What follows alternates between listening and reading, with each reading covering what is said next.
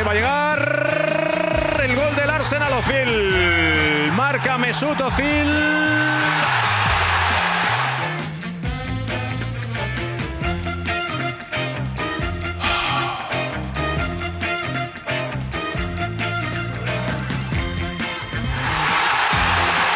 This is Arsecast Extra.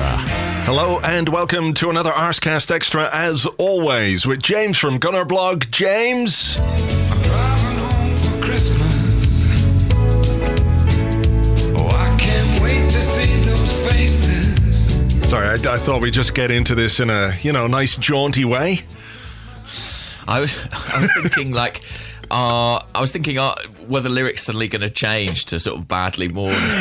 No. Do you know what? I was thinking when they played that yesterday, it bothered me, we lose the way we did to Man City. But then I considered, potentially a Gunnerblog Lewis Capaldi version of that might be entertaining. True.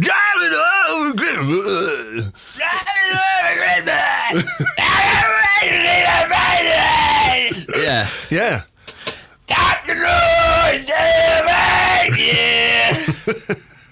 It's more festive, actually, if anything. Yes, if not more alarming also. It certainly is. More explaining to do to the neighbours. Yeah. Well, listen, we didn't start recording an hour ago and get beaten by the Mikel Arteta hex again. Once more, there are pictures doing the rounds this morning of Vinay and Huss Fahmy and an Arsenal delegation emerging from Mikel Arteta's house last night. So it seems complicated, no? In the sense that they had him right there. He was in London. He was like they were at the stadium. So what happened? They obviously went back home. Man City went back to Manchester. I assume they flew to Manchester. Did the Arsenal executives then fly to Manchester to go to Mikel Arteta's house? Did he have party food? That's my big question. At this time of the year, mince pies. Yeah, did he get out the old pigs in blankets? This is the important stuff that we need to know. Yeah. Well, and it was Vinay and Huss, apparently, according to reports. I also heard that Raul was involved somewhere, but maybe he was in the boot of the car. Maybe he didn't want to be seen.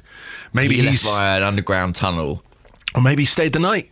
Could have stayed the night in Mikel's... Maybe the talks went so well that he stayed over. Yeah, he's in the box room, waking up now this morning going, oh, that was nice sleep.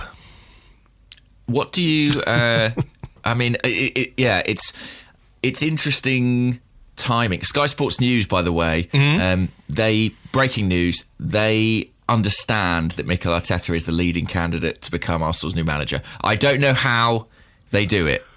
It's amazing, isn't it? They're just such a well-sourced organisation. They get these stories out of nowhere that nobody knows anything about, and they blindside us with this information. I'm bowled over consistently. But it's interesting timing, isn't it? The club have delivered a firm no comment, as you would expect. But yes, I mean, I have to be honest, I am raising a quizzical eyebrow at the timing of this, coming off the back of a match and the fallout of a match in which Arsenal faced a lot of criticism for seemingly not really having a plan. The fact that their plan is now quite public is interesting to me. Yeah, I mean, it was suggested to me last night that news on the new... that's not right. News on the position would be imminent. So it wasn't a case that news on whoever the new man is going to be imminent. It's like news on what's going on is going to be imminent. So whether it was a new man or whether it was like, oh, we can't get the man we want until the end of the season, so Freddie's going to stay in charge, etc., etc. But there were also some rumours, going around last week that this game was going to be one after which a decision might be likely. And given that Arteta is the man in the frame, it was one of those where nothing could happen before. Yes. Yeah. In fairness, I think that's right. And we've got a week without a midweek game now, so it feels like an opportune time to do something. I mean, Freddie, in his last 2 press conferences, has been pretty straightforward in essentially saying, do me a favour, guys, give me some coaches or something. Yeah, either, make a decision and bring the new man in, or let me have some coaches, because he's basically working with Per Mertesacker and the reserve team, or the under-23 goalkeeping coach, Sal Bibbo. They were the only people that he have, and I think Lewis Ambrose made a very good point yesterday on Twitter that a head coach has a team of coaches around him. It's not just one guy with the academy manager and a goalkeeping coach. That is not how it works at a serious football club. And I think Freddie's been absolutely right to be upfront about what's going on, even if he doesn't know, which is, seems to be the case, that he hasn't had much clarity. He's not been shy about coming forward to say that this needs to be sorted out. Because I think first and foremost, whatever happens, Freddie wants what's best for Arsenal, for the football club. Absolutely. And, it's not straightforward, is it? Because I guess Arsenal didn't want to appoint a load of staff thinking that they might have to let them go, after a few weeks, after bringing somebody in. But it has been however many days it's been since Emery went, coming on for 3 weeks now. Yeah. It's plenty of time to arrive at this point. I mean, maybe, yes, this Man City game was kind of a milestone we needed to reach for something to happen. But if that is the case, I am very glad, because my feeling coming out of the match yesterday was one of, well, we look somewhat directionless here, and, it's very worrying. Somewhat is very diplomatic of you, I have to say. We look completely rudderless. And let's be clear about this. Before we talk more about the Arteta and the new coach and all that kind of stuff that's inevitably going to dominate the podcast, I think it's fair to say nobody had any great expectations of Arsenal winning yesterday, or even taking anything from the game. I would have been delighted with a point. Right? And that tells you a lot about where we are in comparison to Manchester City. But I felt very sad watching the game yesterday, because, it wasn't long ago that even with City's financial might and the weight of that system behind them, which has, transformed them into one of the biggest clubs in the world. And we all know how it happened and where the money's come from and all that kind of stuff. The games between Arsenal and Manchester City were relatively competitive. And, they were on an upward trajectory. We were on a slightly slow downward trajectory. We've gone off a cliff now. The difference between us and City is it's unbelievable. Not even to the point where you could say it's going to take us a long time to get where they are. It's going to take a long time to just be competitive again, just to even give them a bit of a game. And the worst thing about yesterday was just the second half. The referee could have gone in at halftime and said, "Look, how about we call it a night here?" Nobody would have argued. Because it was the most pointless half of football I think I can remember in many years. They never had to get out of second gear. And we never did anything but sort of chug along in neutral, whatever it was. And it was, if you need any evidence of how far we've fallen in recent years, it was that game. Very true. I mean, we've now lost our last 5 meetings against Man City, which I think is our worst run against a top flight opponent since the mid-80s, since about 1985. It's a really it was a very stark kind of realisation of where we are as compared to the big teams. And City have done that to us a few times quite recently. I mean, you think of the League Cup final, for example, last season. It was kind of similar in some respects, and we just looked miles off. And also, I'm not really sure, given our limitations. I mean, let's be clear, teams who are worse than City have taken points off them this season. Yeah. You think of Norwich, or I'm sure there are plenty of others. Wolves, Man United. Exactly. Man United very recently. But we didn't really have much of a plan. It looked like, to me, it wasn't quite clear if we were pressing or if we were sitting, or it just wasn't coherent. And I sympathise with Freddie because, as we say, he's not really got the coaching staff. He's not had a vast amount of time with the players because we've had so many fixtures.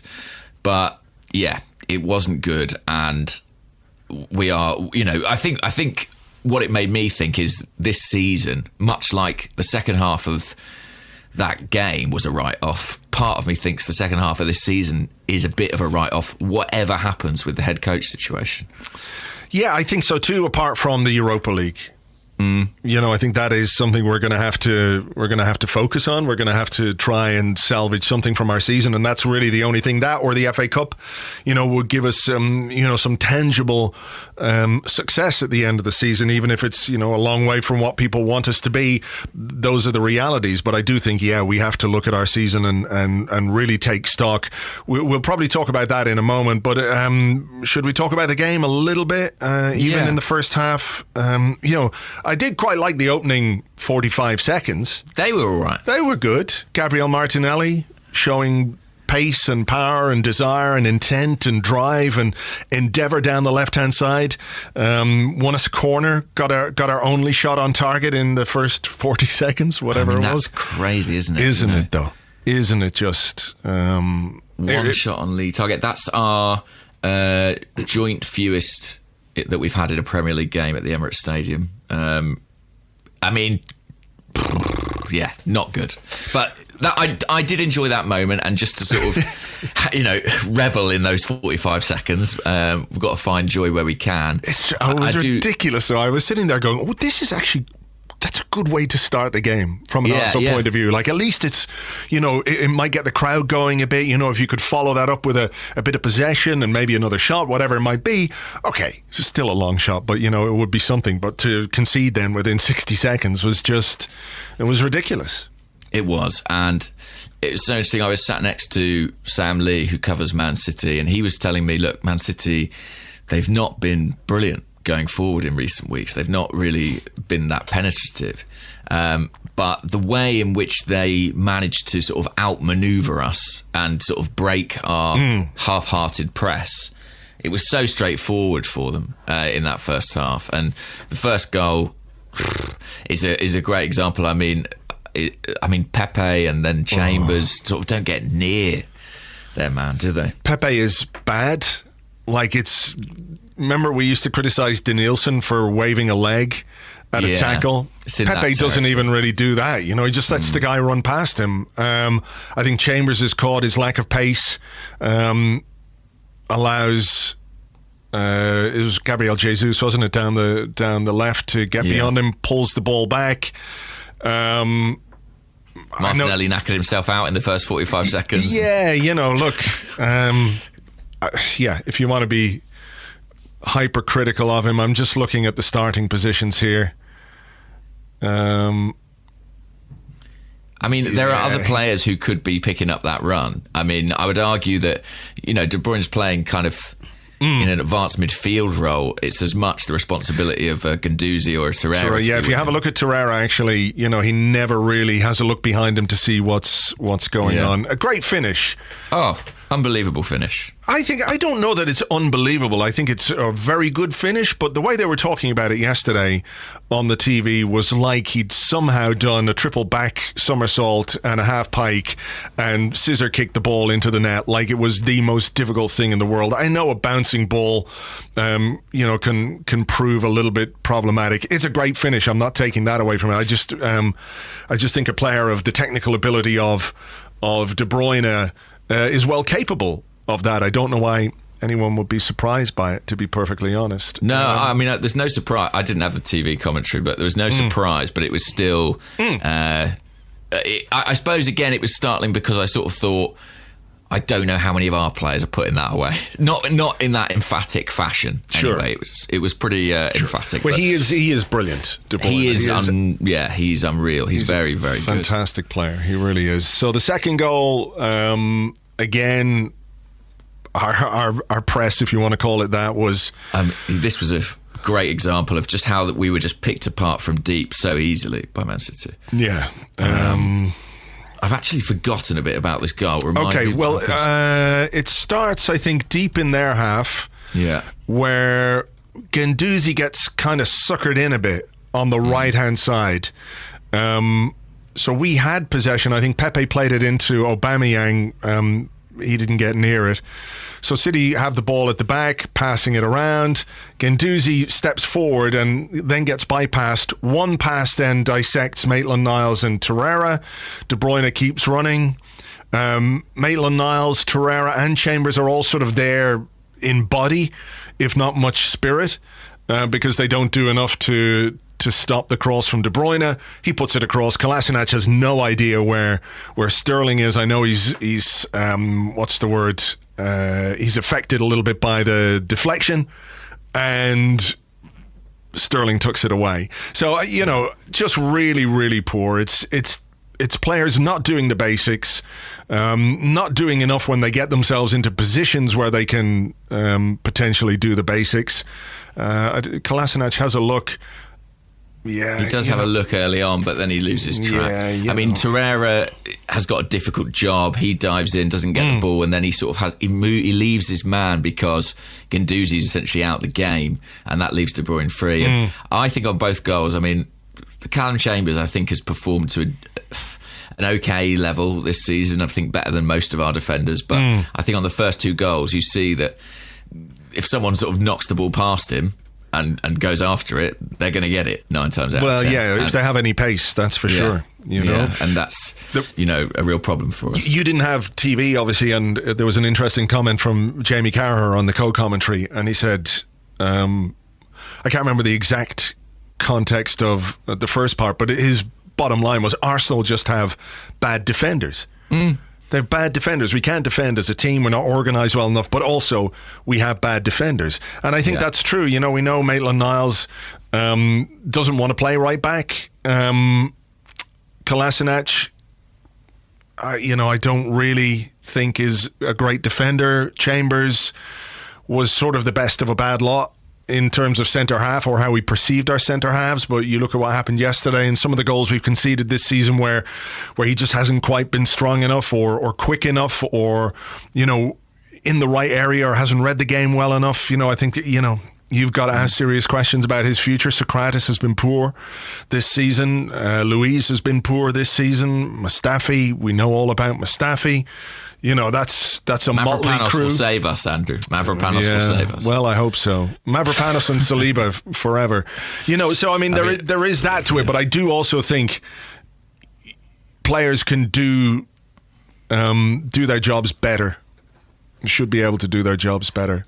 Of course, yeah. I mean, I thought exactly the same, that the defence looked bad on paper. I mean, that back four, Maitland-Niles, Kolasinac, Chambers, Socrates, can't have filled anyone with any confidence. We lost Kolasinac as well, and then you put Saka into that back four, it becomes even weaker, arguably.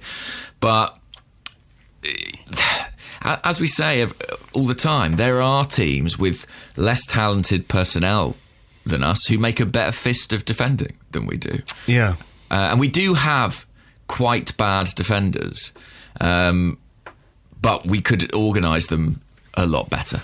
Well, yeah, we could. And protect them better. That is a very good point. I was going to bring that up now because I'm curious as to your thoughts on the midfield situation as well, because I listened to Carragher talk about how we've got bad defenders, and I can't argue with that one bit. But then I was thinking, we've also got a bad midfield. We've got, yes. And I accept Guendouzi's only 20. And I know Torreira is a signing that we all had high hopes for. Granit Xhaka's been Granit Xhaka for years. Dani Ceballos this season's Denis Suarez so far. Joe Willock's still a kid. We don't have a midfield to offer that protection to a ramshackle back four. So I'm curious as to your thoughts on what we got from Guendouzi and Torreira yesterday. Guendouzi in particular, I don't want to be critical of him, again, because of his age and because a lot has been put on him. And he's not one necessarily that shirks responsibility or anything like that, but I just wonder if he's getting into some bad habits. Yeah, I mean, I think there have been some bad habits present in his game since the start. And for me, it's as much that he's not quite shaking them off as quickly as you might hope. But he is young, and we are talking about his second season in the Premier League. So I think it's important to kind of add that caveat.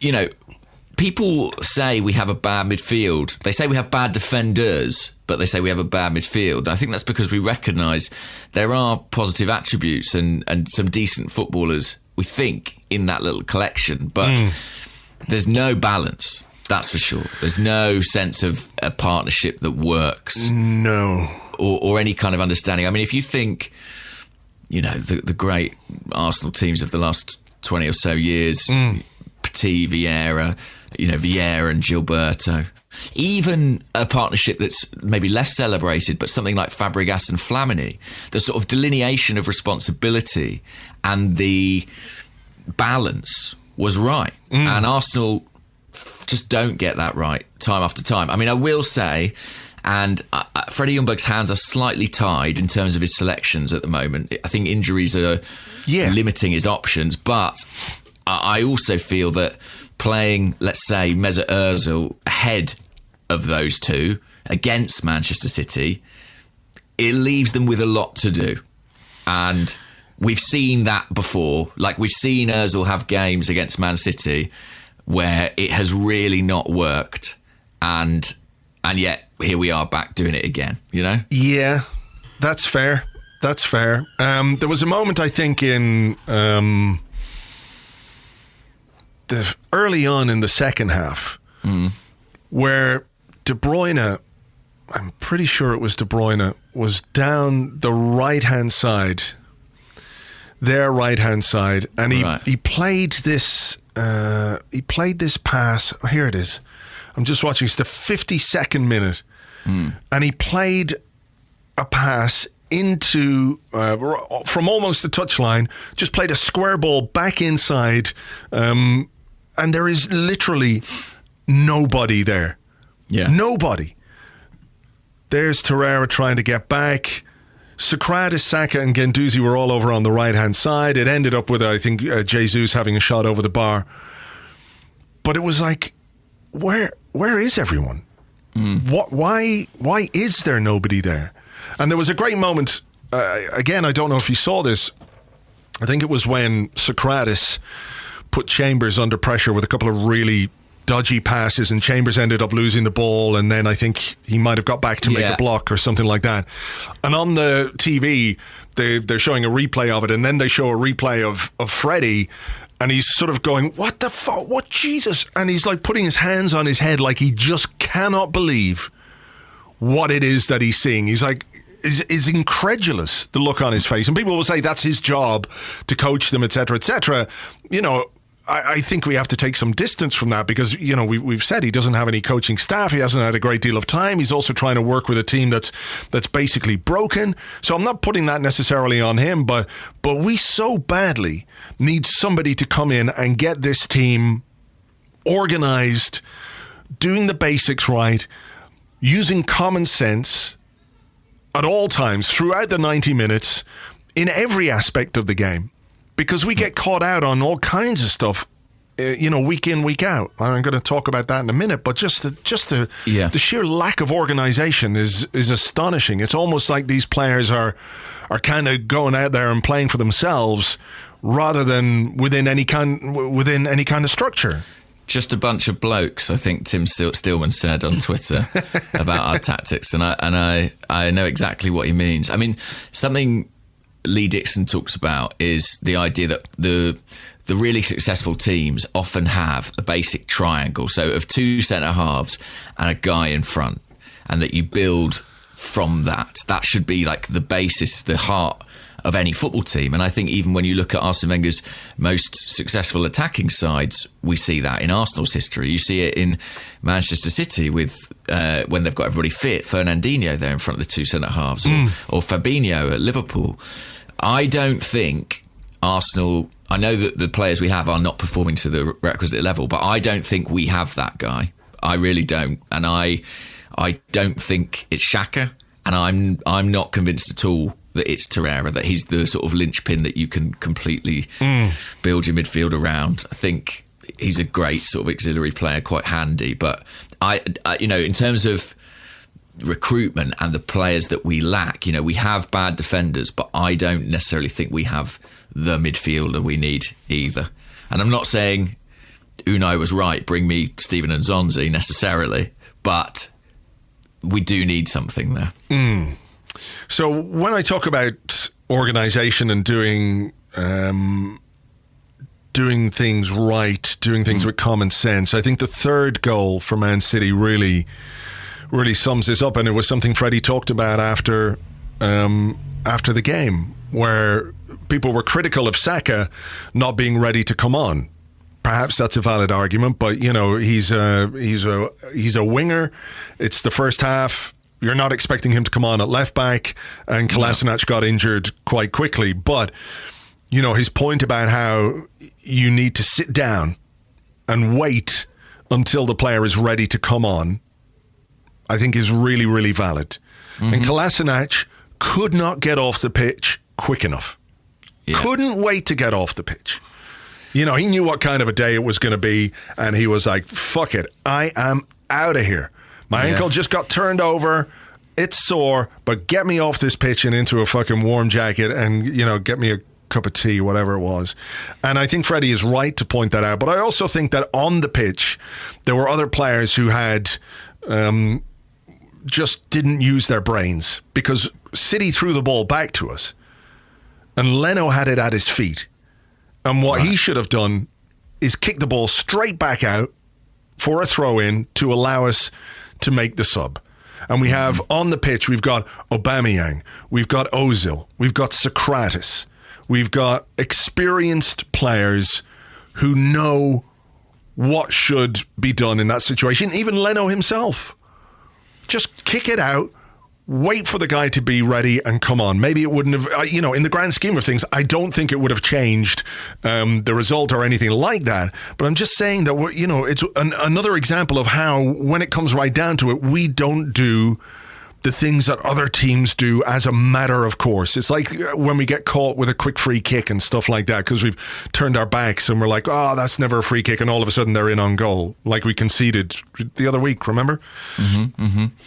Yeah, it's criminal, really, isn't it? I mean, it's so naive on Arsenal's part, and I don't think you can blame Saka. I mean, he was sent out to warm up as soon as Kolasinac went down, and the last thing you want, really, is a guy coming on cold and then you get another injury. He's got to get himself ready, but we should have been able to withstand or at least manage that situation much, much better than we did. I mean, to be fair, even with what we have on the field and even with the ball in play, I would argue the defending's still pretty bad. I mean, Guendouzi really does get the wrong side of De Bruyne. It gets turned painfully easily, really. Way too easy.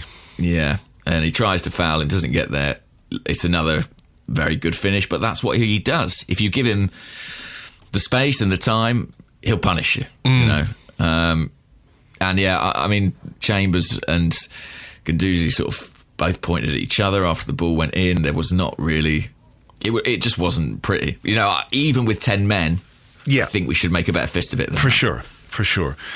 Before we go on to talk about the second half and, the only moment in the second half that's really worth talking about, can we just have a moment again to give some props to Bernd Leno? I saw what a save that was. Unbelievable save, the one that he tipped onto the post. But I saw a tweet doing the rounds. I do have it here, so bear with me. Okay, it's from the official Premier League account, and it's 2019-20 most saves. Bernd Leno, number one, with 73 saves. The next is 64, 63, 62 and 60. Number 64 is 64 saves, Martin Dubravka of Newcastle United. Matt Ryan of Brighton on 63. Aaron Ramsdale, who every time I hear his name, I just have this little ping in my heart because I think maybe, is it? on 62 saves, he plays for Bournemouth. Bournemouth, yeah. And Tim Krul of Norwich on 60. So Newcastle, Brighton, Bournemouth and Norwich. And top of the charts are Arsenal in terms of, the goalkeeper that we have. Did you read... I think Amy did a good piece with Jens Lehmann. Yeah. It was a very interesting piece about goalkeeping and Bernd Leno and how he wants Leno to be a bit more of an organizer, a bit more aggressive. And I think that's probably not unreasonable, but in the absence of that, or until that's something he develops, he's kind of a man under fire week in, week out, isn't he? He is, and that might come for him. I mean, I know he's very experienced, but in the life of a goalkeeper, he's still relatively young, and I sort of don't blame him for kind of maybe slightly losing the will to live a little bit between the sticks for Arsenal. I mean, it is a nightmarish task that he faces.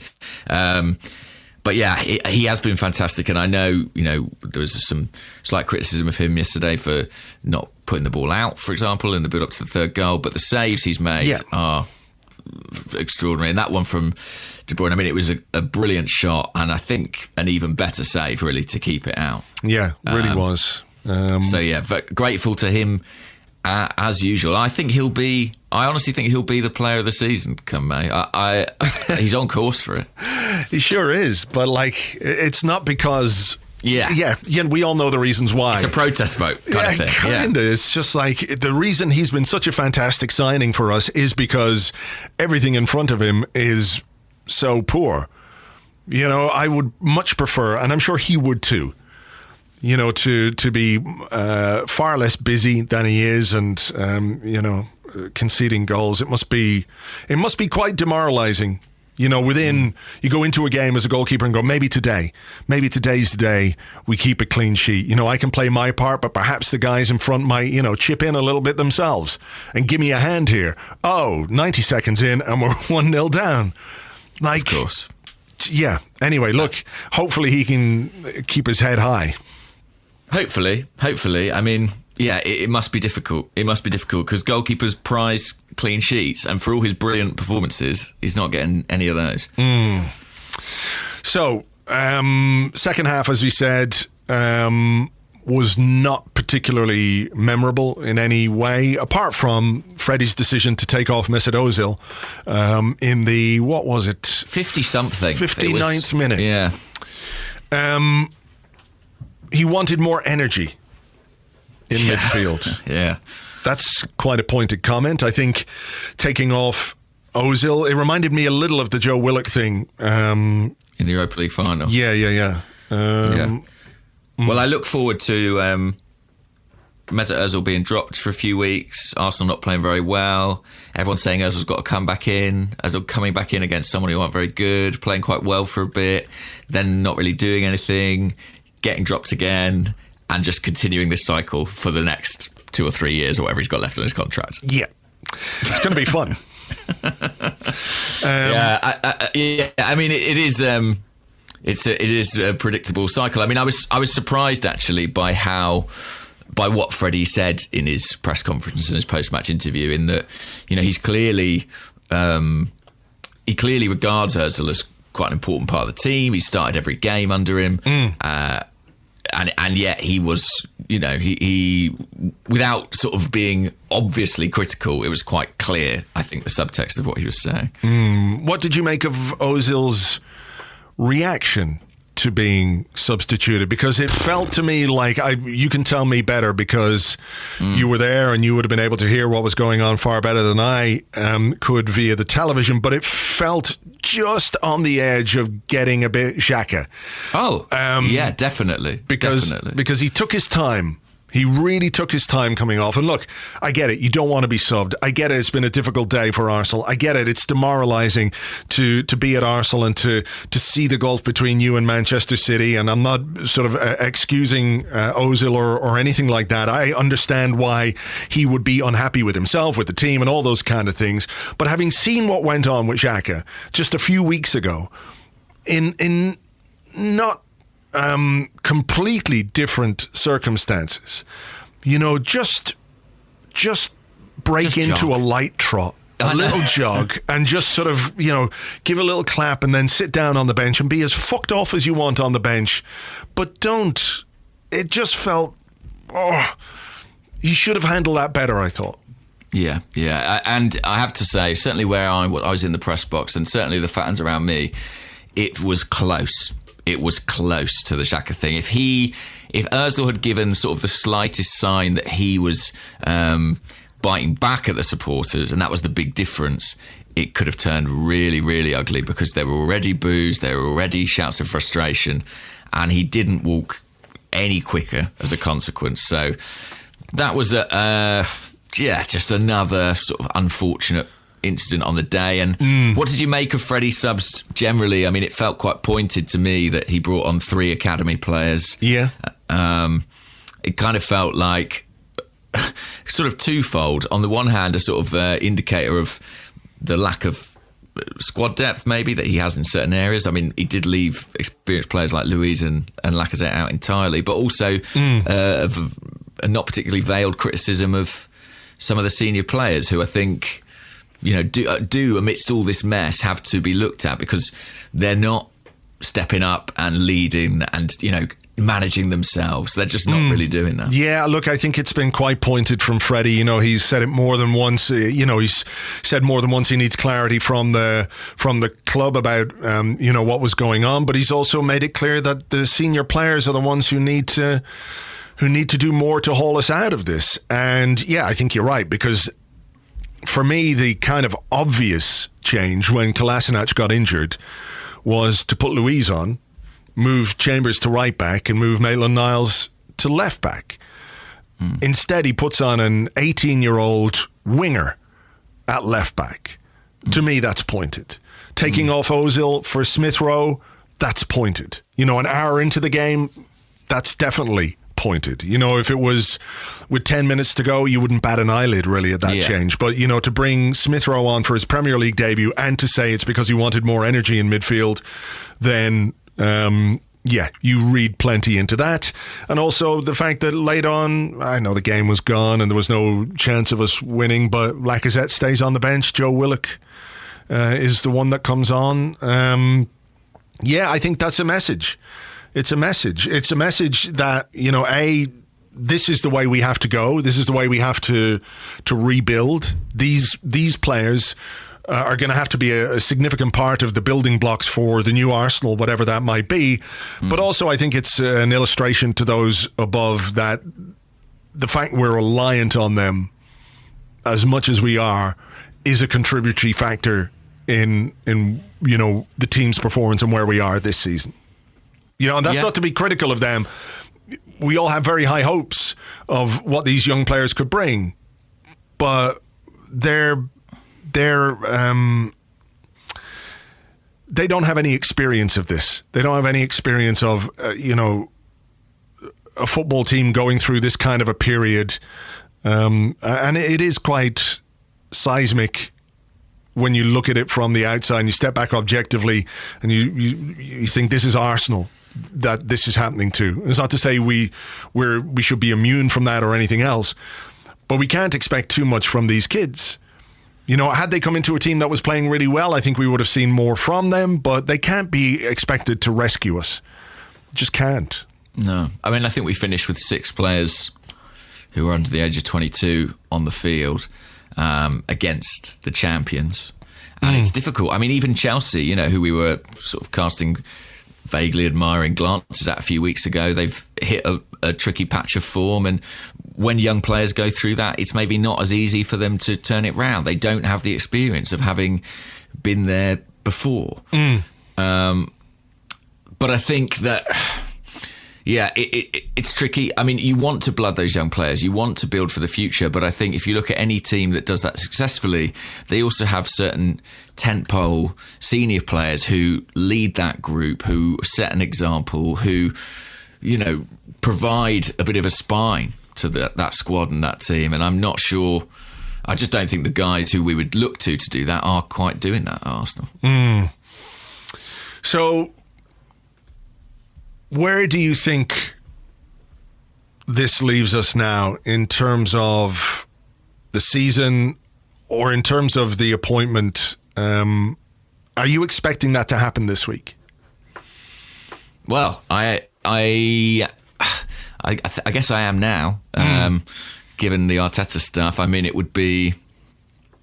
You've got to hope he's the number one choice and that hasn't leaked, and now they might be in a position where they're like, oh shit, he wasn't the guy. I mean, I think we can safely assume that he is. I think something has to happen this week, and whether it's that Mikel Arteta arrives and, you know, takes over from Freddie, or whether it's that it's announced that he will do that at the end of the season and that Freddie will go through to the end of the season.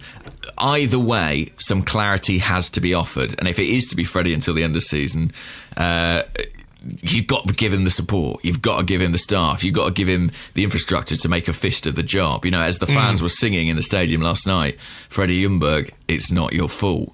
But, you know, if Arteta comes now, I guess so much the better, because he's got 6 months of the Premier. Be a bit of a free hit for him. What do you think? I just think it's got to the point where, they either have to back Freddie if they want to give it to him until the end of the season to give him staff, which I don't think they're going to do. I think it's probably going to be Arteta. I know this could be famous last words because we've done this before. Go on. Do you think there's any chance that he'll say, I don't want to take this mid-season? Potentially. I just wonder how often you get the chance to become manager of Arsenal. I know. Apparently. Yeah, okay. No, I mean, you're right. You know, I think in some ways, I know people will be slightly disillusioned by the Arteta appointment. You know, a lot of people will say, and I understand it completely, we should get somebody with a managerial experience. That seems like a fairly obvious prerequisite for any job, right? Ever flown a plane before? No? Well, just have a go. You'll be fine. The fact that we are where we are, though, I think suits is maybe not the right word, but makes a candidate like Arteta the best kind of candidate, rather than somebody who's going to be asked to come in and make an immediate difference, if you like. So an Ancelotti, for example.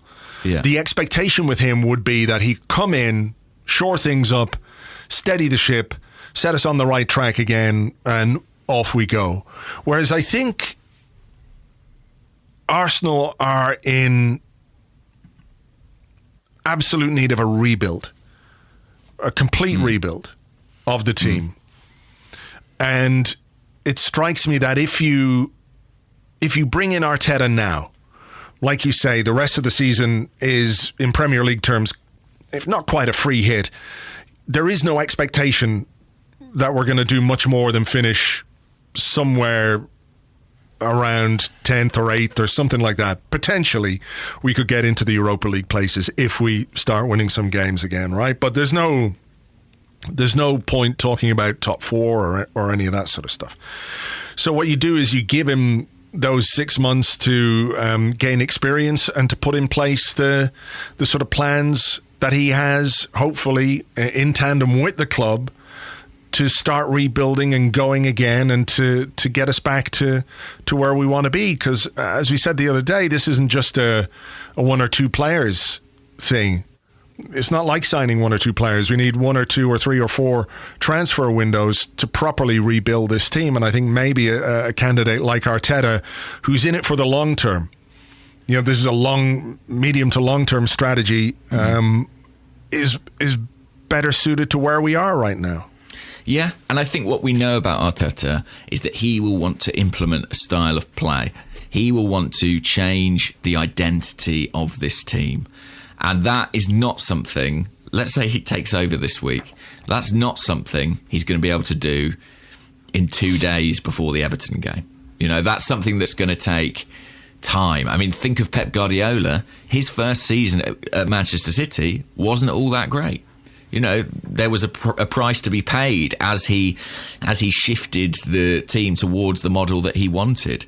I think they finished 4th, was it, in his first season? So yeah. I think we have to accept that there will be growing pains to get to where we need to go. And maybe the advantage of Arteta coming in now is that he gets a few months of that, before next season, and then he can really assess what he's got and make some decisions ahead of the next campaign. I'm not saying there's no obligation to improve things between now and the end of the season. Of course, we all want to see that, but I think if you appoint Arteta, it's not a quick fix. It's not someone who, it's not like a relegation team bringing in an Allardyce, someone to get a job done, to get us over the line. It's a project. It's a project, and I think a bit of patience might be required because we're a long way off right now. Yeah, the other thing is to point out we can't continue the way we're going at this moment. Like, I don't mean just results and performances, because we all know they're not great, but we can't. It's unfair to Freddie Ljungberg to ask him to do this job without the right support. It's not serious, is it, to have the academy manager as kind of a part-time assistant head coach, assistant interim head coach, the goalkeeping coach. Now, I'm not sort of casting any aspersions on him or anything like it, but this is a modern football club. I saw some pictures. I don't know whether it's true or not. I don't know if you saw this, but some people were saying that the club doctor was doing some of the warm up. I mean, what is that? That's just not serious. Yeah, you can't continue like that, even with the best of intentions. And I'm sure Freddie is working as hard as he can possibly work and everything else. You can't set someone up to fail in that way. And right now, the board, the football executive committee, I think we should make it on them rather than the sort of the traditional board, are setting him up to fail, and they're setting the club up to fail and the team up to fail, which isn't to say that players can't do more, etc., but you have to stop it and make it right. And that's why I think an appointment this week, unless they commit to give Freddie some staff, they have to make an appointment this week. Otherwise, we're going to lose our next game. We are, and we'll lose a few more. I mean, there's some tough fixtures coming up, and one of the things that I thought watching the game against City was how, where White might be come the start of January. If you look at the teams we have to play between now and then, I don't think we can afford to be this bad for much longer. I just think it will really put a lot of things in jeopardy. So... Yeah, I think it got to a point last night where pretty much everyone looked at it and thought, look how long it's taken the club to make a decision here. Now, if it is the case that they had to wait for Arteta till after the City match, then maybe that's some mitigation for them. But now that that's out the way, something has to be done because, as you said at the very top, we look a bit rudderless right now. We sure do. Okay, look, unless there's anything else from yesterday that you want to touch on, any of the other fantastic performances or... No, there isn't really. There isn't. Okay. The less said, the better. Okay, well, look, we will take a break here. We're going to come back with your questions and more in part 2 right after this.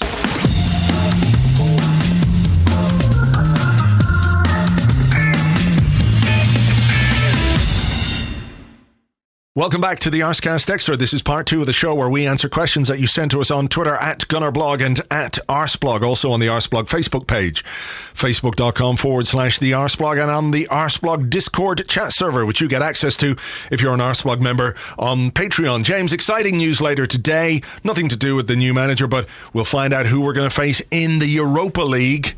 When the draw takes place at supposedly midday, but as ever, those things... Presumably, about 9 o'clock tonight. Yeah. Any preferences? Aldershot? Someone who's not very good is necessary. Can we play ourselves? I wish, Andrew. Who are our potential? We should have looked this up. I don't know. I was sort of quite aware of who the potential scary ones were if we didn't win the group, but obviously we did. So I'm not as clear now. Yeah. I found one from 2018, but that's no good. That's not going to help us.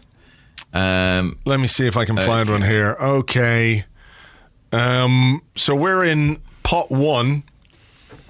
So we could... I've got the list here. Okay. So we could play... I'll say the name and you say yes or no as to whether you would take that draw. Okay. Apoel. No. Copenhagen. No. Getafe. No. Sporting Lisbon. No. Cluj. Nope. Rangers. No. Ludogorets. No. Wolfsburg. No. Roma. No. AZ Alkmaar. Nope. Club Bruges. No. Olympiacos. No. Shakhtar Donetsk. No. And Bayer Leverkusen. No. Okay, well, we're looking forward to the draw. Yep, it's going to be a fun afternoon in the in the UEFA Palace. Yeah, look, there are some teams there that you would obviously ordinarily fancy us to do well against. But look, this game is not going to take place until February, so by then, I'm pretty sure we'll be transformed. Mikel Arteta's red and white army. Exactly. Be on the march. We'll be back on track. So bring them all on, I say. That's what I say. At once. All at once. Yeah, all of them. Okay, let's get into some questions and let's stick with the Arteta thing because, look, if nothing else, we should discuss Mikel Arteta until the point where they give the job to Marcelino. Yeah. All right? So let's do that. Let's do that. And if it happens again, Mikel, we're sorry. It's obviously our fault. We jinxed you. The club are doing it to spite us. I believe that. Spiffle Spaffle, who is on the Discord, says, if we hire Arteta, do we not have the same problem that Freddie currently has? No backroom staff, which is apparently a major reason he didn't get the job last time. Do you think Mikel/Freddie/the club actually know what coaches they might want? How much importance should we actually place on backroom staff? Yes, interesting. I mean, I have to think Freddie has some idea who he'd like. It would be quite strange if he was sort of publicly saying, get me some coaches. And then if they turn around and said, all right, who? And he was like, well, I haven't thought about that. I mean, that would be odd. And I think as well, Mikel Arteta, given that him not having a coaching staff was one of the alleged reasons that his candidacy ultimately fell by the wayside in 2018, 2018. I think he will have thought about it too. But surely, yeah, of course. But like, he would have had staff that time too.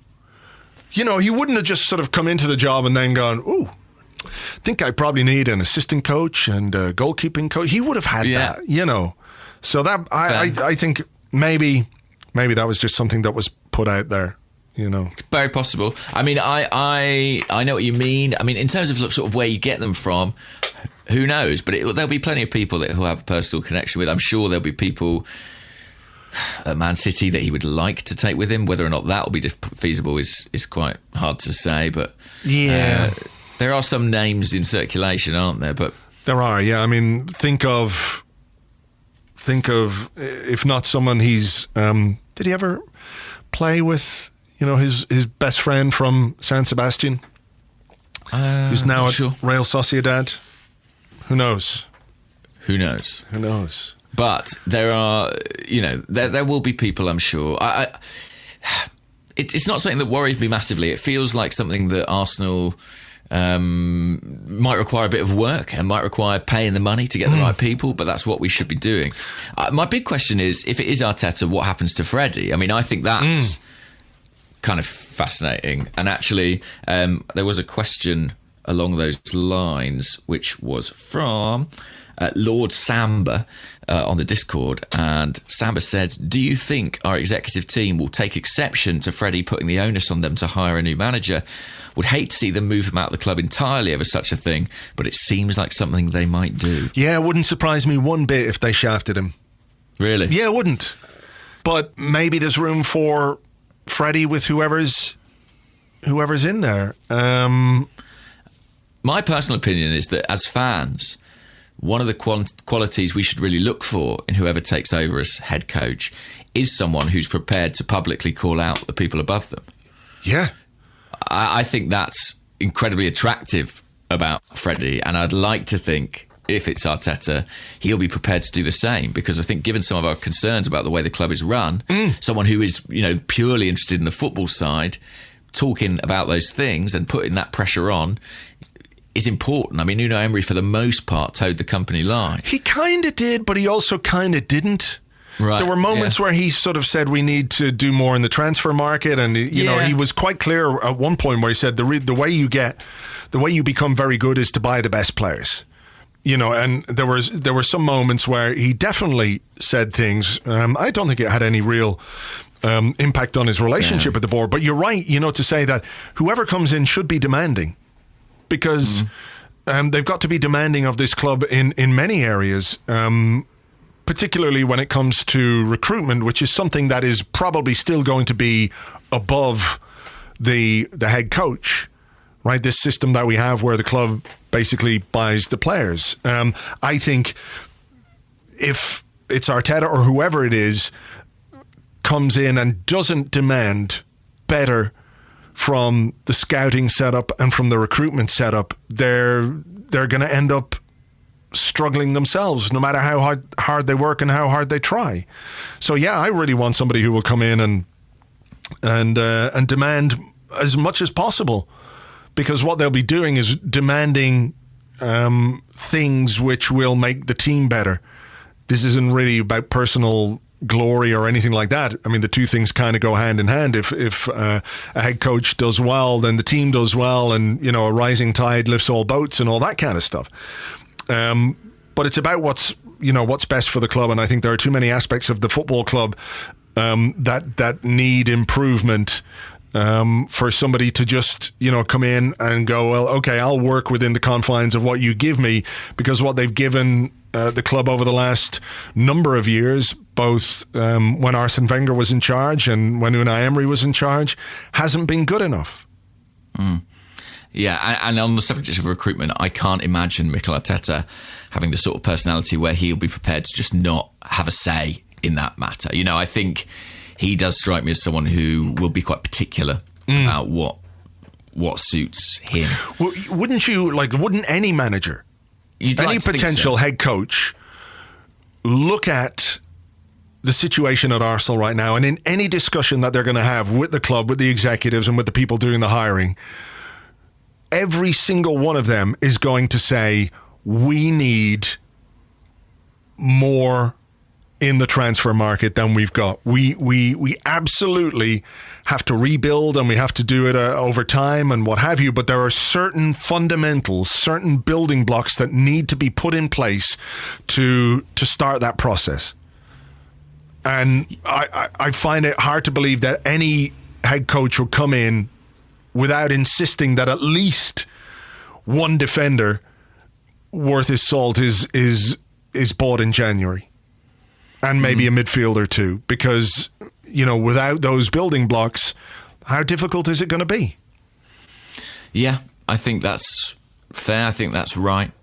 But I also think that sort of in the attacking part of the pitch, for example, I think any coach who comes in will be excited to work with some of the young talent that we've got. And I know we talked about Martinelli, but I know we've maybe not seen quite the explosive impact you might anticipate or hope for from a Reece Nelson or even a Saka or a Smith Rowe. But there is a lot of ability there. And Arteta, one of the things he's credited with at City is working with individuals and improving them.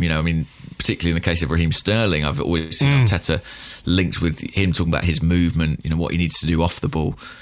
So I think that there are still raw ingredients that are quite exciting for a potential coach, but you're right, some of the fundamental building blocks of the team need to be improved, and the way we do business needs to be improved. If it is going to be led by a technical director or analytics department, if there's going to be that kind of input, It needs to be justified. It needs to produce results, because at the moment, the money that we spent in the summer, it's very difficult to justify. Yeah, and this is where Edu now starts to come into the equation.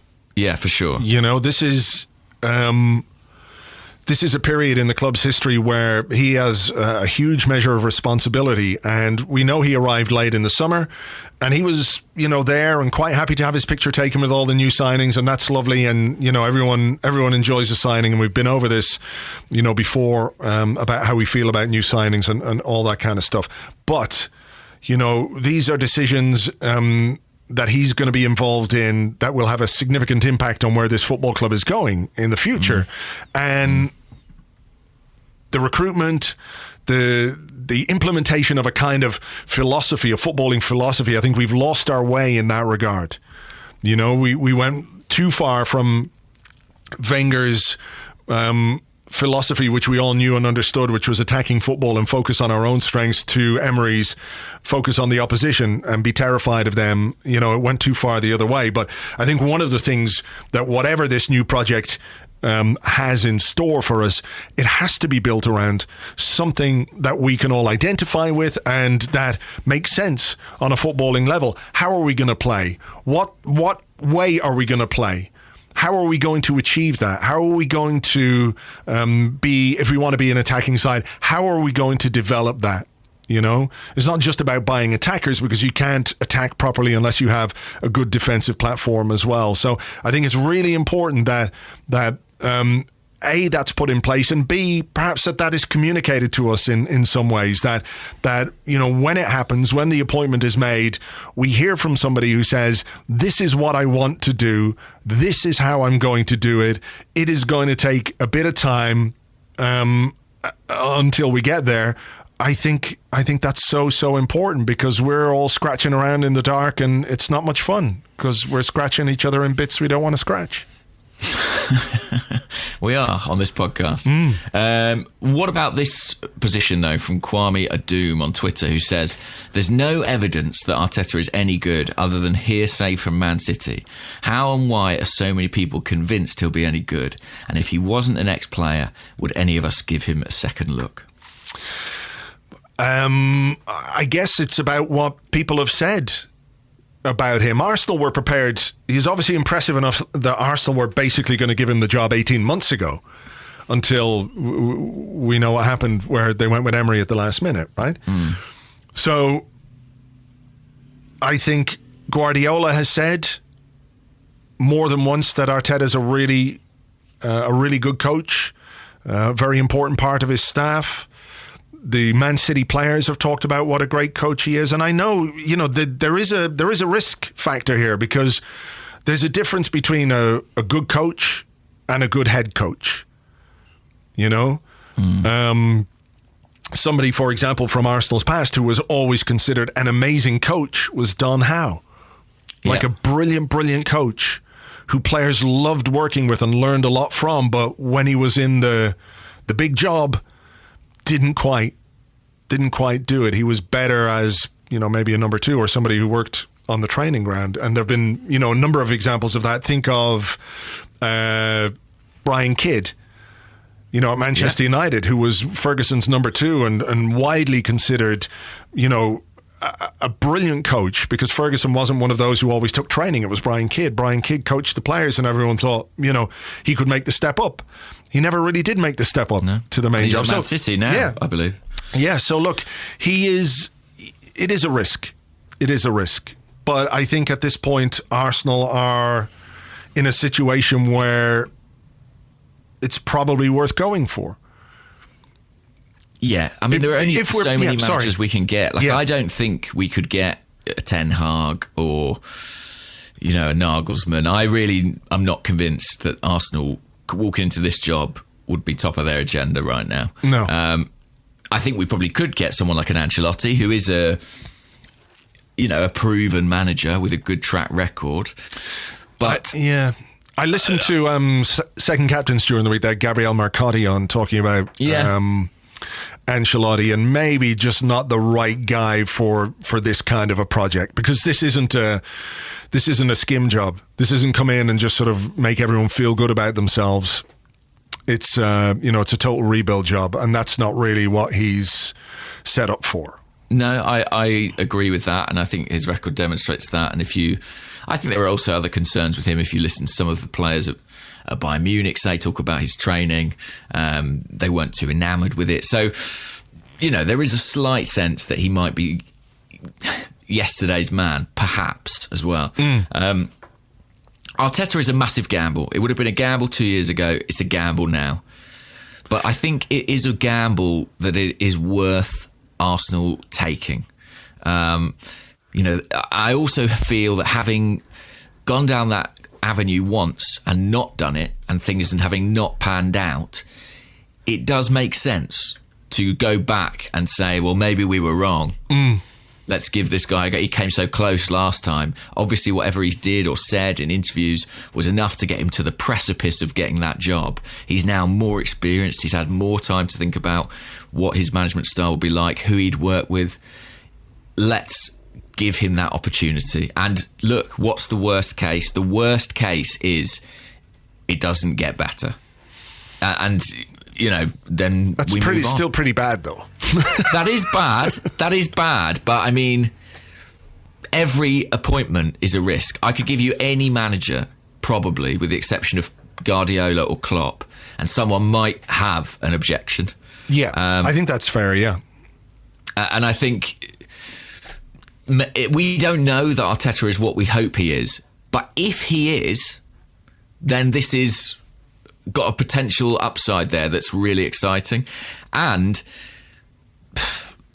I said this the other week, but I think Arsenal, historically, what's the most successful managerial appointment in our history? It's Arsene Wenger. Nobody wanted that guy. Nobody said, let's have him. He didn't have a track record in England at all. He'd done his work in France and Japan, and he was not a known figure in this country. Arteta, he arrives here, granted, having not done the job before, but I just think it's worth a go. I can't be more emphatic than that. I can't say it will work. He is the son of Guardiola. We are going to be a Manchester City-esque swashbuckling side within 18 months, but it's got to be worth a go, hasn't it? I think so. There's an element of desperate times call for desperate measures. Yeah. To it, I mean, something we talked about a lot is let's put an experienced hand in, Rafa Benitez. Let's get someone in who can just organise and shape this team. Do you think that this flies in the face of that? I'm not sure it does, really, because although he hasn't done it before, working with Guardiola, there's such structural rigour to his teams that surely that's rubbed off on Arteta to an extent. Well, look, Arteta was brought up at Barcelona, as a young player. He never made it there, but you get a great footballing education, and he's worked with really functional managers like David Moyes, and he's worked with Walter Smith at Rangers, so sort of old school British managers. He's worked with Arsene Wenger. He's worked with Pep Guardiola. He's obviously a very single-minded guy, knows what he wants. He was pretty clear in his interview with the official Arsenal website when he retired what kind of a manager he would be and what way he would want his teams to play. I just think that we're in a sort of, I won't say unique situation, but this is a time in the history of this football club where maybe we need a risky decision.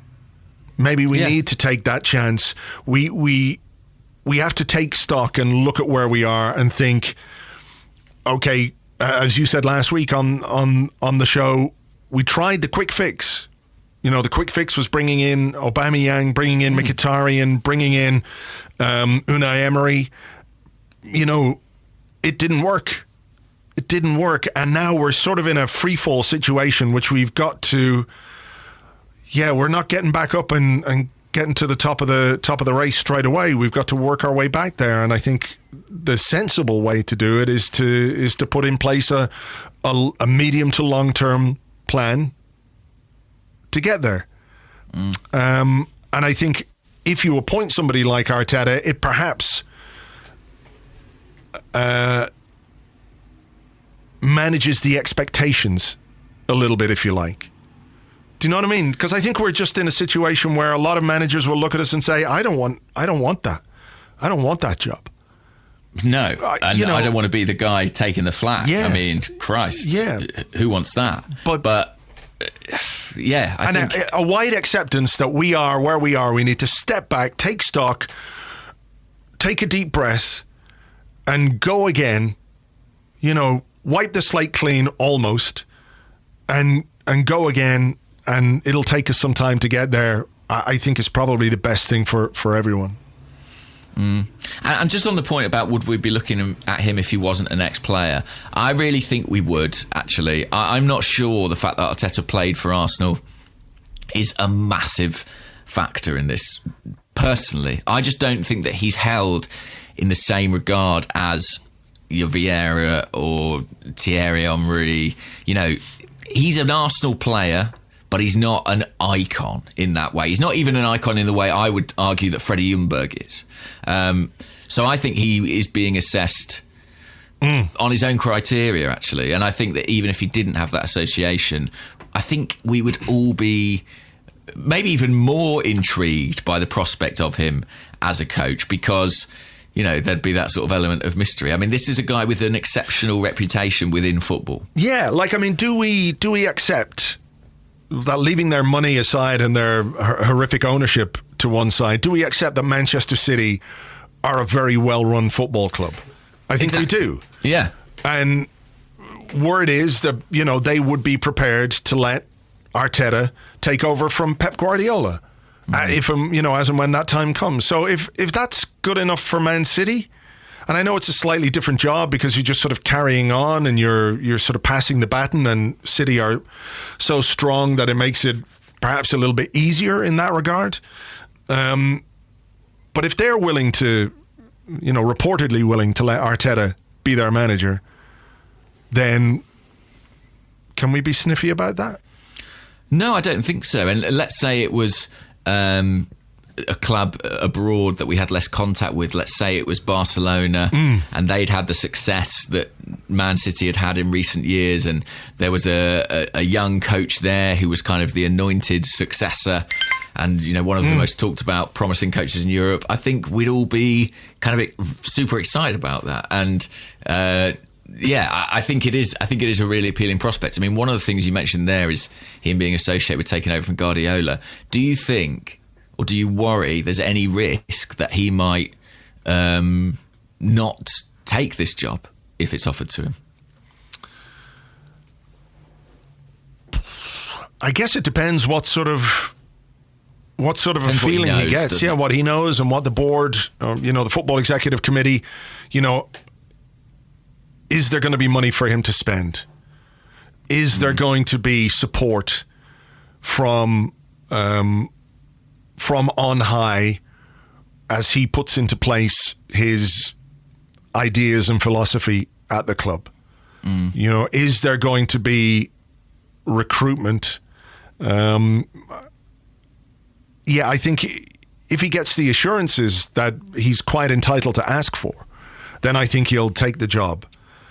If it's being offered to him and it's a case that, well, you can't spend any money, you're going to have to work with what you've got for the next 12 months, use all these young players, use these defenders that aren't worth talking about, then I think he would be right to to consider his options and maybe give it a swerve.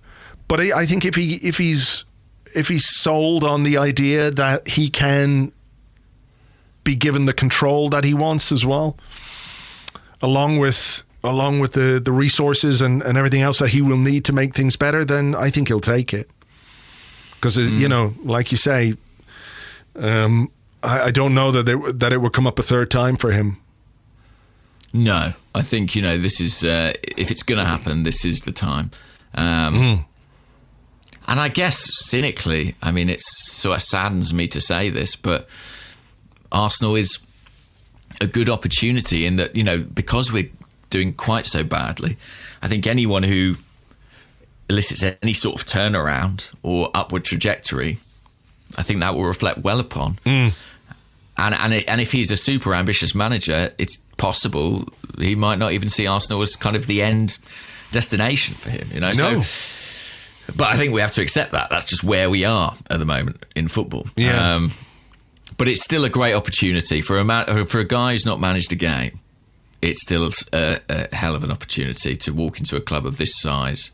Yeah, I think he would take it as well. I think if you are ambitious, there is such an opportunity to improve things that I think it's worth the gamble on his part. Here's a question from Gaz Arsenal, who's at Gaz_Arsenal.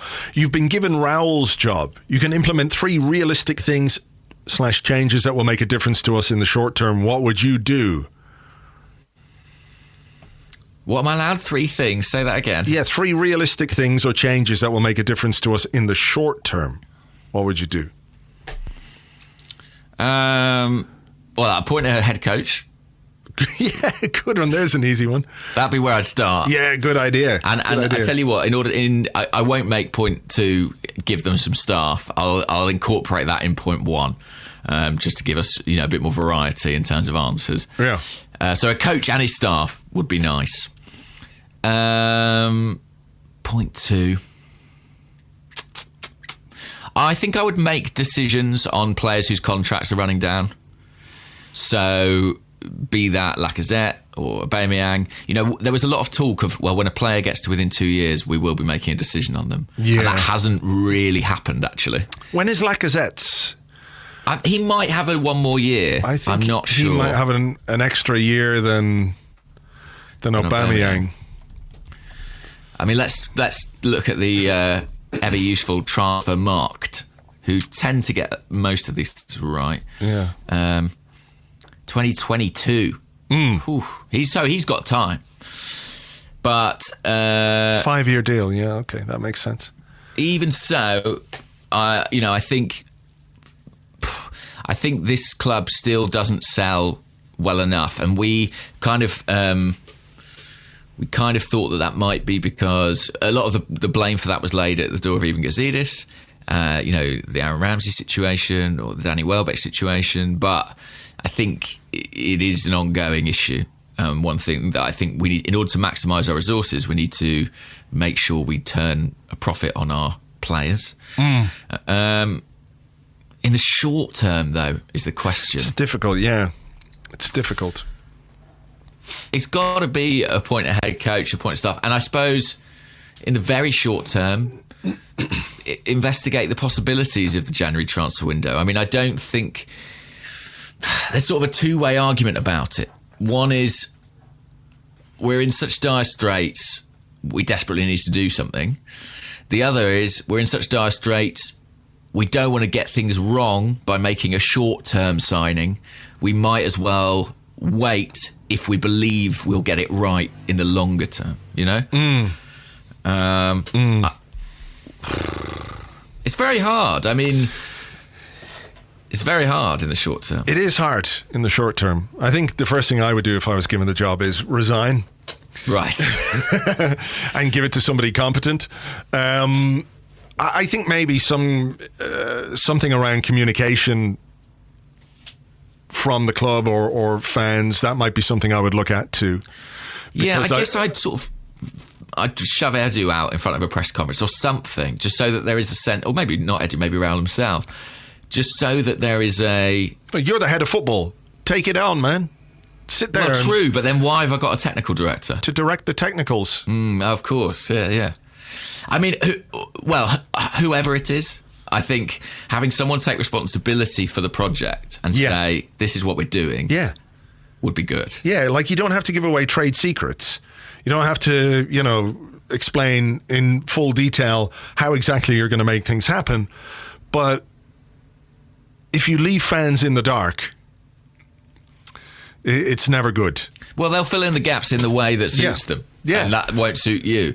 I mean, listen, I think it is hard. I mean, I don't look at the situation now. We can talk all we like about being patient and it's going to take time. I worry that patience doesn't really exist, to be frank. I tend to agree with you, but I also think that if communication is right, then you can get people on board. It gives you a better chance, that's for sure. Yeah. Think of all the examples of the AGMs every year as they got really difficult and toxic, and people would be going crazy at Stan Kroenke. Absolutely crazy, and, rightly so. And then Arsene Wenger would step up, take the microphone, and people were kind of in thrall to what it was that he had to say, because he was such a good communicator. I think if you can explain, if you can communicate clearly, if you can show that there's a very defined plan, if you're believable, I just don't know that we have that person at the club, who can really take on that role and take on that mantle. And maybe it will be on whoever the new head coach is to be the voice of the football club. And, whatever else about Arteta, he's always spoken very well. And very, I don't think he's quite up there with Arsene Wenger. There's, he's a bit more wooden, but, the things that he has to say, as captain of the club are always pretty decent. So maybe the onus will be on him. But somebody at the football club has got to communicate what's going on clearly to fans, because, right now we're not getting any of that, and it's a problem. Yeah, absolutely.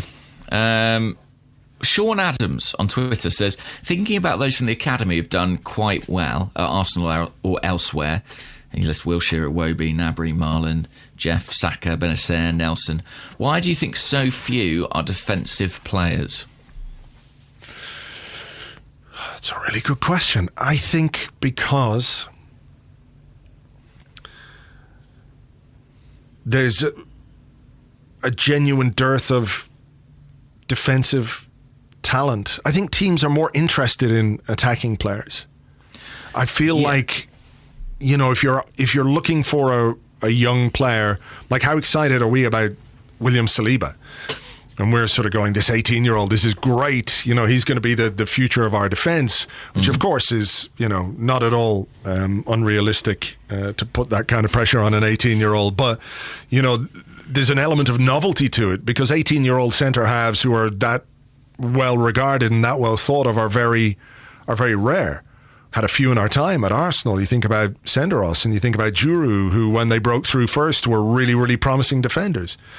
I just think that teams are always looking for somebody who can make a difference higher up the pitch. And yeah, I do wonder if do young players want to be defenders anymore? Well, I think there's definitely been a trend, particularly in English football, over the last 5 years or so. Well, going a bit further, but it probably goes back much further than that. But because England were extremely good for a long time at producing centre forwards and centre halves, but maybe less good at producing technical, creative players, there was a big drive to reverse that trend in Britain, and it's been really successful. England have started producing people like, Raheem Sterling, or in our own case, you've got Saka and, Nelson. People have got significant technical ability, but one of the consequences of that has been, I think, that we are producing less defensive players, less of them, and less good quality. So I think there's a trend at play. I also think the reason that we don't have young defenders come through is because of just the cost of playing a young defender. As we know, they make mistakes, they cost you points, and consequently at a big club, it's just more likely that when they need a centre half or whatever it is, they'll buy one rather than bring one through. It just tends to work that way. You do get exceptions, people like Tony Adams or John Terry, who come in young and stay there, but it's pretty rare. So I guess that is why. I also think when I look at the defenders at Arsenal and how they performed maybe at their previous clubs or how they go on to perform with other clubs, I think we can conclude the defensive coaching has not been up to scratch. And if you're a young player coming through, you desperately need that. So I think there are a lot of reasons, and and certainly when we look at our academy now, I mean, we're in a situation now where we haven't got a left back, Kolasinac and Tierney both injured, and Saka's the best option we have to play there, and that's because there isn't an obvious guy in the academy to come in. So it's not as if... That always staggers me, you know? Yeah. It always, like, not just at Arsenal, but like you see, you know, a grizzled old centre-half being asked to play right-back.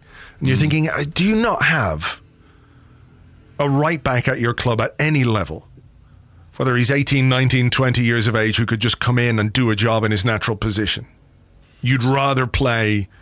Maybe it says a lot about the state of youth academies or whatever, but, you know, it's always astonished me that the default is to kind of to crowbar an experienced player into the team rather than take a risk with a young player. And I get it. Young players and young defenders in particular are going to make mistakes, but yeah, I mean, I was actually even surprised in the City game when it was Saka who came on, as well as he'd done in the Europa League. I thought maybe they'll bring Luiz on, switch Chambers out to right back, put Maitland-Niles left back, because the tendency is to rely on experience, isn't it, in defence? That's the thing. That's another big factor, is that where people just go for experience at the back, and if it means us playing 4 centre-halves, we've done it, haven't we? So we sure have. But it would be... I mean, Arsenal, I think, are so bereft of defensive hopes that I think William Saliba, you know, he's being massively built up. But I think that also there's a cultural thing of, we sometimes scoff at the money that is paid for a central defender, but the money that Liverpool spent on Virgil van Dijk is probably the best money anybody has spent in the Premier League in the last 5 years. In terms of what it's done for them. Yeah. It's completely transformed them. I mean, and then... I mean, even Harry Maguire, who people said that was a ridiculous amount of money. Manchester United's defensive record this season is significantly improved. But isn't the Van Dijk thing also an indictment on football clubs' unwillingness to take what might be perceived as a risk? You know, Arsenal were interested in Van Dijk when he was at Celtic, and could have got him for, you know, a tenth of the price that Liverpool paid for him. And again at Southampton, you know, in his first season there. And yeah, you know, Yeah, I think that's fair. I mean... And then you end up getting pushed into a desperate situation where you buy, you know, a player like Mustafi for far more than you should have. Yeah, but my gut tells me, and I might be wrong. For example, Leicester are being held up as, you know, what a great example. They bought Soyuncu and Evans for less than we paid for Mustafi, for example, and they've got, I think, the best defence in the league. So I get that. But I also think if we'd bought either of those individuals, I just don't think they'd look as good in this Arsenal team. I really, really, really don't. And I'm not saying Mustafi's actually brilliant and it's what's going on around him. Clearly he's got his own problems as an individual, but I just think it's such a mess, this team, and it's so lacking in organisation. The defence is so lacking in protection that these players, their flaws, which are there, are being so exposed. And I think structure as well as personnel is what is required in order to sort this out. And if we get that right, maybe we can genuinely turn to a younger player and they can come into a setup and a system that functions properly and have a chance. Well, look, we'll see. We'll see what happens. It's obviously one of the key areas that whoever it is, Mikel Arteta or whatever, is going to have to sort out. I don't think we can do this podcast without talking about the situation with Mesut Ozil and China. So we have a question from Nuna Man, who's at Nuna Nation. Said, "What do you think of the club's stance regarding Ozil's comments on what's going on in China? Should players be apolitical? Is this political at all?" And for those who don't know, Ozil released a statement on his Twitter, I'm sure everybody knows, about the treatment of Muslims in China, detention camps and horrific stories that are doing the rounds. And China's response is to basically wipe Mesut Ozil's digital footprint of the internet in China, to take Arsenal off the television there. The state newspaper released a statement saying Ozil's put in a clownish performance, and said Ozil's move has ruined his image amongst Chinese fans and will have serious implications for Arsenal. Arsenal released a statement on, is it Weibo, is that how you pronounce it? Which is the Chinese equivalent of Twitter, to say that they distance themselves from Mesut Ozil's comments, their individual comments, and that Arsenal as an institution and organisation have always been apolitical. They don't take political stances. It's a very... well, actually, maybe it isn't. So I was going to say it's a very complex issue. I think it's a complex issue for Arsenal to deal with. I don't think it's a complex issue from where you and I are sat. From where you and I are sat, it's clear, I think, that this is, something that where Mesut Ozil is clearly in the right. That's my opinion. This is appalling, what's happening in this situation. And I think drawing attention to it is the commendable thing to do. And it's nice to see a footballer using his profile to highlight an issue that, I'll be honest, I didn't really know very much about. So that's great. I accept that in the case of Mesut Ozil, sort of politically, there is a degree of controversy or ambiguity about the fact that he has this association with President Erdogan. Again, just speaking for me personally, I find that distasteful. I think that, Erdogan's human rights record is problematic. I'm not at all comfortable with that. However, that being the case does not, to me, preclude the fact that in this instance, he is right and doing a good thing.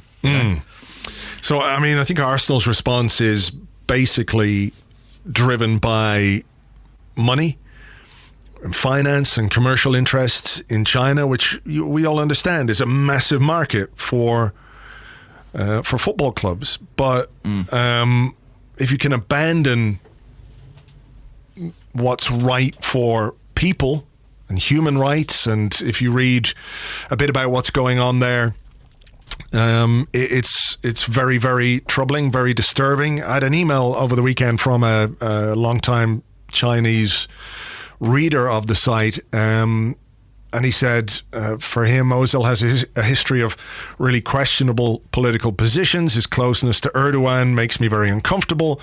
But for once, he says, he said something germane. And what is Arsenal's response?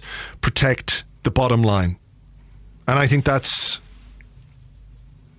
very disquieting, isn't it? Where this football club that we love, that does so much good stuff, and there's no question that Arsenal does a lot of amazing work in the community, with its global fan base, raising awareness for issues that should be given more profile.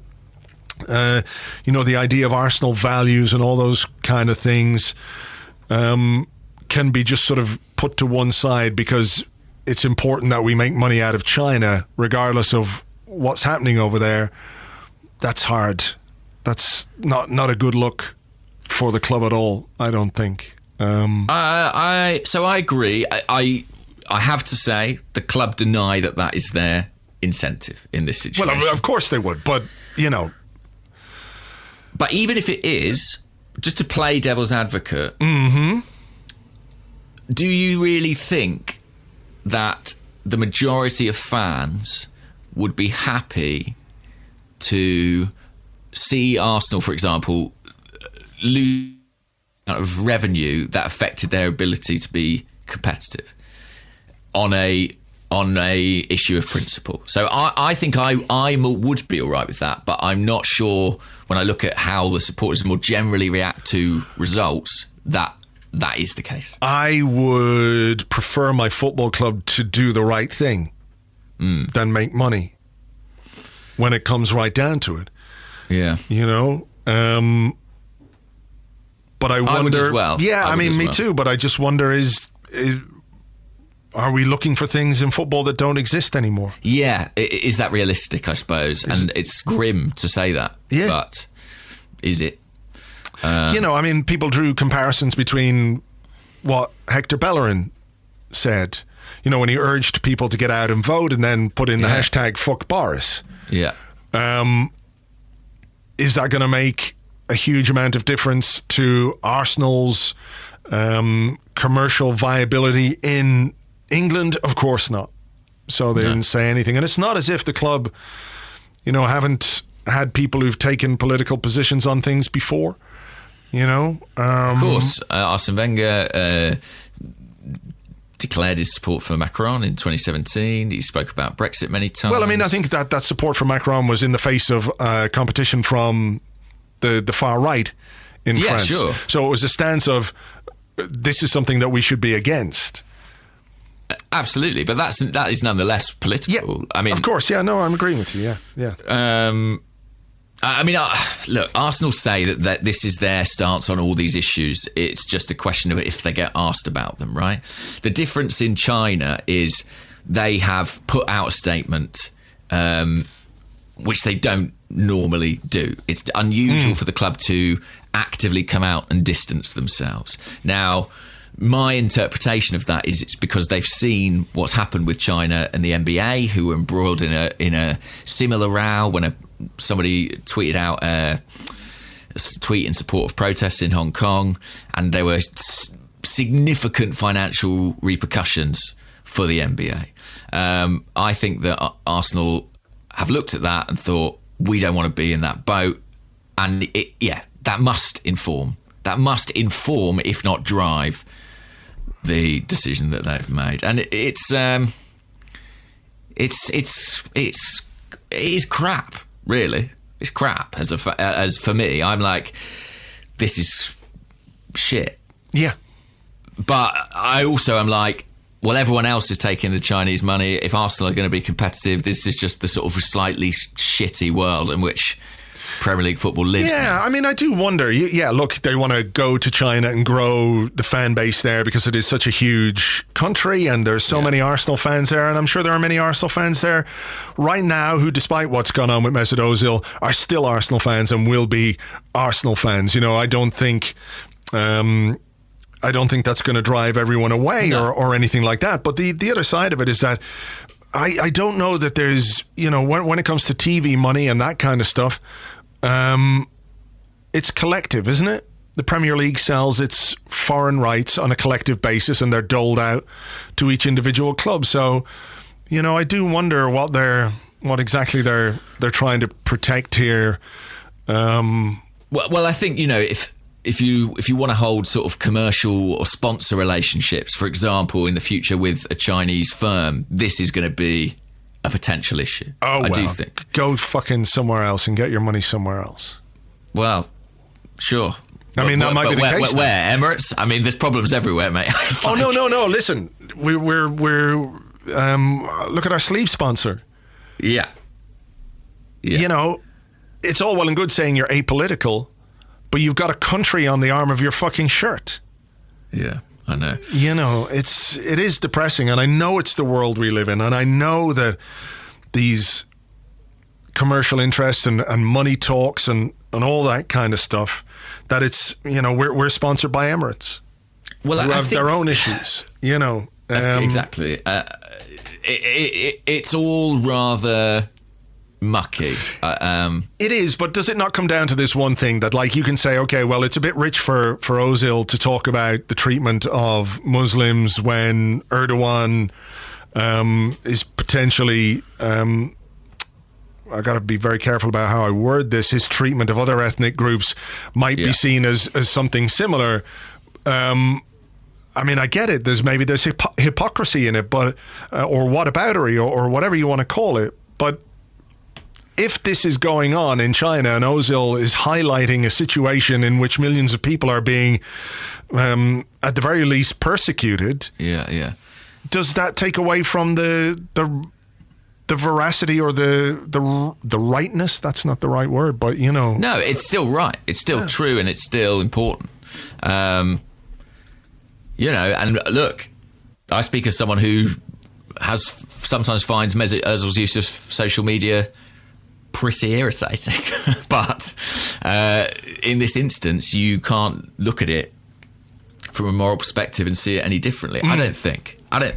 Yeah, and the bottom line of that is that if Arsenal are willing to overlook that persecution because of commercial interests or the potential of the Chinese market to raise revenue for the football club, it really doesn't reflect well on the institution. And that's what it comes down to for me, and it's very sad, I think, that that's the case. The only thing I would add is to say that I know what you say about people will still be Arsenal fans. Speaking to people in China, a lot of Chinese Arsenal fans are extremely unhappy about this. I mean, it's anecdotal, but I don't think it's possible for you and I, given our limited access to Chinese culture, to realise quite how incendiary this is. But from a moral perspective, from our perspective and our cultural perspective, it remains very clear. And I think Arsenal have tried to sort of have their cake and eat it in this situation, because they put out something in China, in Chinese. They haven't said anything English language. They haven't put out anything on the official website in English or on Twitter or anything like that. So they've sort of tried to, deal with it without dealing with it. But yeah, the whole thing makes me feel slightly sick and queasy, to be honest. We don't have a team that we can be proud of, but we would like a club that we could be proud of. Yeah, I don't think I've got anything to add to that. No. So look, I better go and get ready for this Europa League draw. Yeah, just need to start. Yeah, just get the juices going again. See who we're going to play, and I look forward to John Gregory taking us all the way in the Europa League this season. Yes, can't wait. Gonna be fun. Okay, look, as ever, folks, thank you very much indeed for listening. We will be back with more. I mean, we're heading into a festive period, so it's going to be a bit sort of up in the air in terms of podcasts as and when we get things done. Oh, you're off to the Football Supporters Association Awards tonight, yourself and Andrew. Alan will be representing Arseblog. We're up for Best Fran Merida. Best Fran Merida again. Best Fran Merida again. It's a shoe-in. There's some healthy competition in there. So if we don't... Fran himself has actually been nominated. Yeah. I mean, he's the original and the best. Yeah. But look, Best Fan Media, who knows? There's some healthy competition. If we don't get over the line this year, enjoy the night. Take full advantage of the free bar. I certainly will. And if Robbie Savage is there, just tweak his nipple. That's what I'll send him your regards. Please do. All right, folks, we will catch you on the next one. Until then. Bye-bye.